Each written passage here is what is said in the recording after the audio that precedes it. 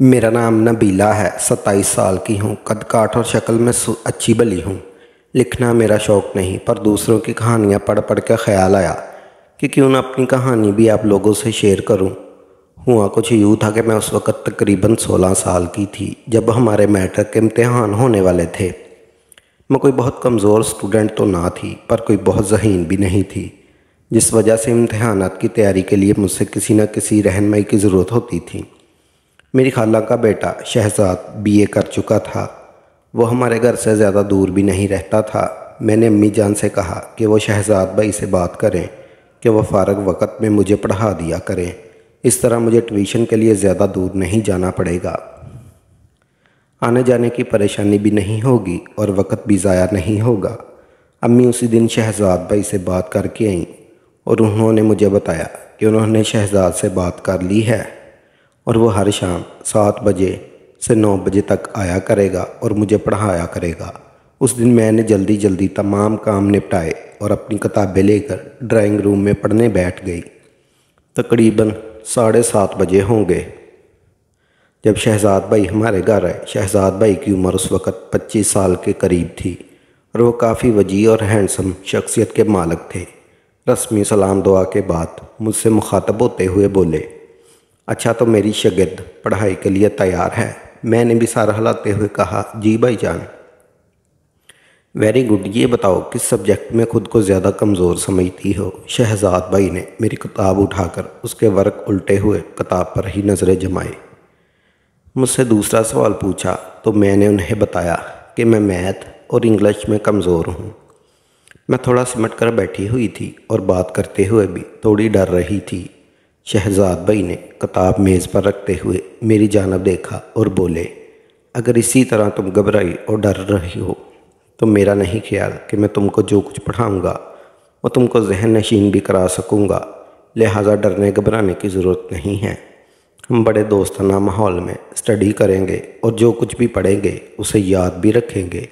جی بہتر، میں خود کو تھوڑا بہتر ظاہر کرنے کی کوشش کرتے ہوئے بولی۔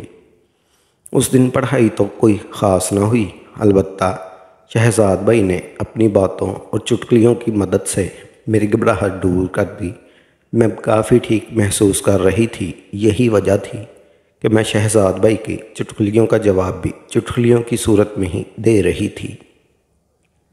میرا چنچل پن بیدار ہو چکا تھا۔ شہزاد بھائی نے تھوڑی سی میتھ کی مشق کرائی اور انگلش کل سے شروع کرنے کا کہا کہ گھر کے لیے جانے لگے۔ میں نے انہیں روک لیا کہ چائے تو پیتے جائیں۔ شہزاد بھائی بھی چائے کے لیے بیٹھ گئے۔ چائے اور تھوڑی گپ شپ کے بعد شہزاد بھائی کل شام 7 بجے آنے کا کہہ کر گھر سے چلے گئے۔ تقریباً 2 ہفتوں تک معاملات ایسے ہی چلتے رہے۔ وہ وقت کے خاصے پابند تھے، وقت پر آتے اور اپنا کام وقت پر ختم کر کے چلے جاتے۔ ان کی شخصیت جاذب نظر تو تھی، ان کے پڑھانے کا اور سمجھانے کا انداز بھی خوب تھا۔ میں یہی وجہ تھی کہ شہزاد بھائی کی گریدہ ہو چکی تھی اور ان سے کافی بے تکلفی بھی ہو چکی تھی۔ اس دن شہزاد بھائی مجھے میتھ کی مشق کرا رہے تھے۔ جب امی چائے لے کر آئی، انہوں نے چائے میز پر رکھی اور بولی کہ چائے ٹھنڈی ہونے سے پہلے پی لینا۔ یہ کہہ کر وہ کچن میں چلی گئی۔ مشق ختم ہوئی تو میں نے چائے کی پیالی اٹھا کر شہزاد بھائی کو دینا چاہی تو پتہ نہیں کیا ہوا کہ میرا ہاتھ کانپ گیا اور ساری کی ساری چائے بھائی شہزاد کے اوپر گر گئی، جس سے ان کی شرٹ بھیگ گئی۔ میرے تو اوسان ہی خطا ہو گئے۔ دوڑتی ہوئی گئی اور تولیہ اٹھا کے لائی۔ میں بار بار شہزاد بھائی کو سوری بول رہی تھی اور ساتھ ہی ساتھ ان کی شرٹ کو تولیے سے صاف کرنے کی کوشش کر رہی تھی۔ آپ جلے تو نہیں بھائی جان؟ میں نے مسلسل تولیہ رگڑتے ہوئے پوچھا۔ چائے سے تو نہیں جلا، لیکن اب بیٹھ جاؤ، کوئی بڑی بات نہیں ہے۔ اور اسی طرح تولیہ ان کی شرٹ کو صاف کرنے میں لگی رہی۔ شہزاد بھائی نے مجھے روک دیا اور بولے، بس کرو ببلی، گھر میں مجھے سب اسی نام سے بلاتے تھے۔ Every thinking is fine.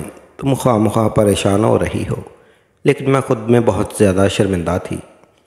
اس لیے جب میں نے انہیں اس شفقت سے پیش آتے دیکھا تو میری آنکھوں سے آنسو نکل آئے۔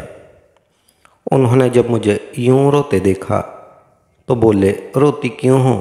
تم نے جان بوجھ کر تھوڑی کیا ہے، چائے تھوڑی گرائی ہے، یہ تو حادثات ایسے ہوا ہے۔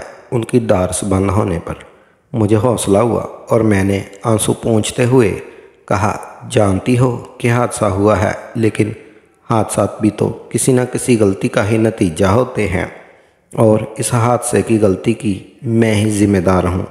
شہزاد بھائی بھی شاید ماحول کو خوشگوار بنانا چاہتے تھے، اس لیے بولے، ببلی، میں تمہیں اجازت دیتا ہوں کہ تم ایسے حادثات روز کیا کرو۔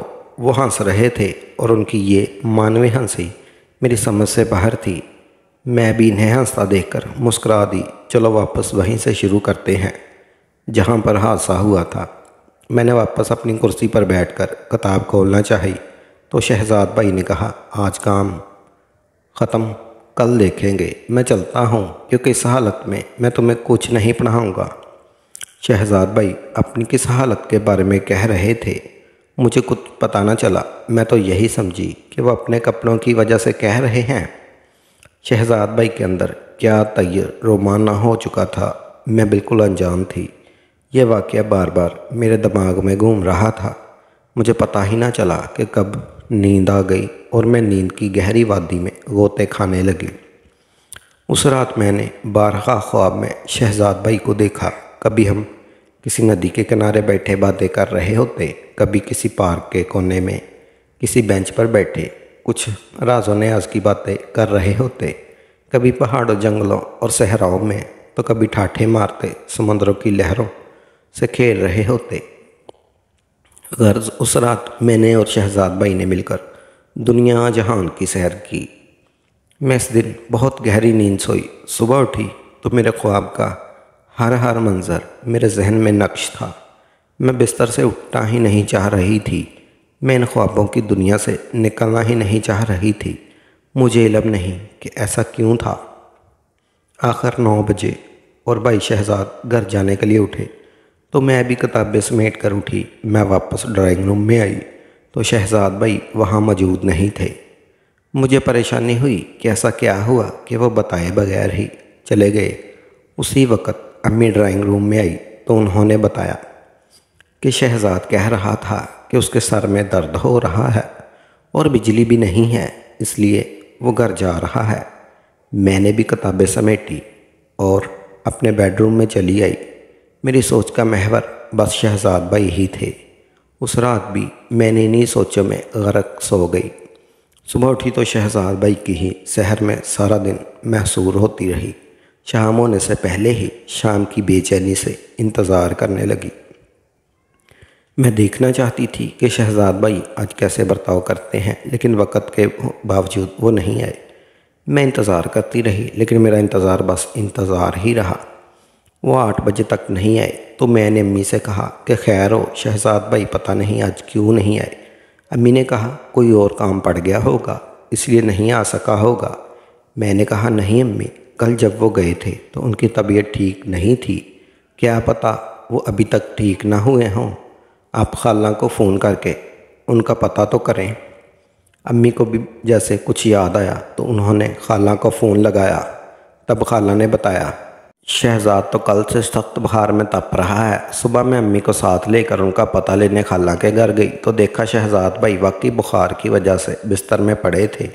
تھوڑی سی رسمی بات چیت کے بعد میں ادھر ہی بیٹھ گئی۔ خالہ اور امی بھی ساتھ بیٹھی اپنی باتوں میں مصروف ہو گئی۔ شہزاد بھائی نے ایک بار ہماری طرف دیکھا، پھر انہوں نے اپنی آنکھیں موند لی۔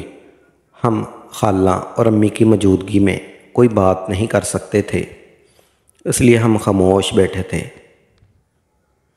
جبکہ خالہ اور امی باتیں کر رہی تھی۔ باتوں باتوں میں خالہ نے بتایا کہ ان کی سہیلی کی بیٹی کی شادی تھی جہاں ان کا جانا بہت ضروری نہیں، لیکن جا سکتی ہیں۔ امی پوچھ رہی تھی کیوں نہیں جا سکتی ہو تو خالہ بولی جس کے ساتھ جانا تھا وہ تو بستر پر پڑا ہے، اور آپ کے بھائی صاحب خالو بھی آفس سے چھٹی لے نہیں سکتے کہ ان کے ساتھ چلی جاتی۔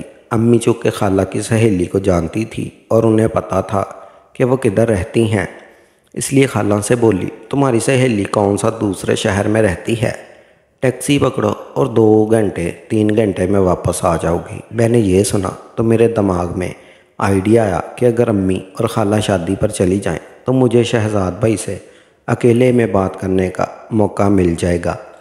یہی سوچ کر میں نے ابھی امی کی تائید میں کہا، خالہ اگر آپ کی سہیلی اسی شہر میں رہتی ہے تو تب آپ ضرور جائیں، شہزاد بھائی کی فکر نہ کریں، 2-3 گھنٹوں تک ہم ان کی تیمارداری کر لیں گے۔ خالہ اور امی دونوں کو میں نے شادی میں جانے پر آمادہ کر لیا، اگرچہ امی جانا نہیں چاہتی تھی۔ ان دونوں کے جانے کے بعد میں اور شہزاد بھائی اب گھر میں اکیلے تھے اور کوئی 15 منٹ تک ہم میں کوئی بات نہ ہوئی۔ شہزاد بھائی ویسے ہی آنکھیں مونڈے لیٹے ہوئے رہے، شاید وہ میرا انتظار کر رہے تھے کہ میں کوئی بات شروع کروں گی، لیکن میں تذبذب میں رہی کہ بات شروع کیسے کروں اور کون سی بات کروں۔ تنہائی اور خاموشی ماحول پر عجب پرسراریت تھی۔ شہزاد بھائی نے میری آنکھیں کھولی اور کہا، نبیلہ تم نے مجھے جلا ڈالا۔